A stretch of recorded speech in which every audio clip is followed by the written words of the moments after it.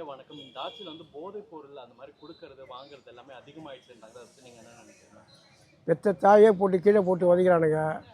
கஞ்சா மோசமாக போயிடுச்சு. எல்லாம் சின்ன சின்ன பசங்க சீரழிஞ்சு போய்க்குது இந்த ஆட்சி. முன்னாடி இருந்ததுக்கும், இப்ப இருந்ததுக்கும் எப்படி இருக்கு? இப்போ தான் அதிகமாக இருக்குது. அப்போல்லாம் ஒன்றுமே இல்லையே. எவனா சரக்கு அடிப்பான், எவனா ஊந்து கிடப்பான், அது வயசானவங்க சாப்பிடுவான். அது ஏதோ வீட்டுக்கு வேலைக்கு போனால் அங்கே போனான்னு சொல்லிட்டு படுத்து கிடப்பான். இப்போலாம் சின்ன சின்ன பசங்க போதை வாசனையும் தெரிய மாட்டேங்குது, எதுவும் தெரிய மாட்டேங்குது. அது என்ன பண்ணுதுன்னு கூட தெரியலையே.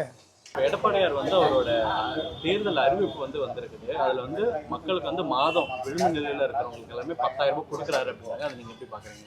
நல்ல விஷயம் தானே இது. முதல்ல 10,000 கொடுக்குறேன்றாரு. அதுக்கு படிப்படி அதுக்கப்புறம் மாதம் மாதம் 2,000 தரேன்றாரு. இது வரவேற்கத்தக்கது தானே இது. மறுபடியும் அவர் ஆட்சிக்கு வந்தால் நல்லாயிருக்கும். இந்த ஆட்சியில் இளைஞர்களுக்கு வேலை வாய்ப்பு தரேன்னு சொல்லி தான் வந்தாங்க. வேலையை யாருக்கும் கொடுக்க வேலை யாரும் இல்லை. டிஎன்பிஎஸ்சி இடத்தும் நிறுத்திட்டாங்க. அது மாதிரி யாருக்கும் வேலை வாய்ப்பு கொடுத்த மாதிரி யாருக்கும் தெரியல. யாரும் வேலை வாய்ப்பும் வாங்கவும் இல்லை இந்த ஆட்சியில். போய் சொல்லி ஏமாற்றி ஓட்டு வாங்கியிருக்கிறாங்க. அதனால் இந்த 10,000 எடப்பாடி அதிமுக ஆட்சி கொடுத்தாருன்னா அதனால் ஒரு மக்கள் ஓரளவுக்கு சந்தோஷமாக இருந்து மேலே வர்றதுக்கும் நல்லாயிருக்கும்.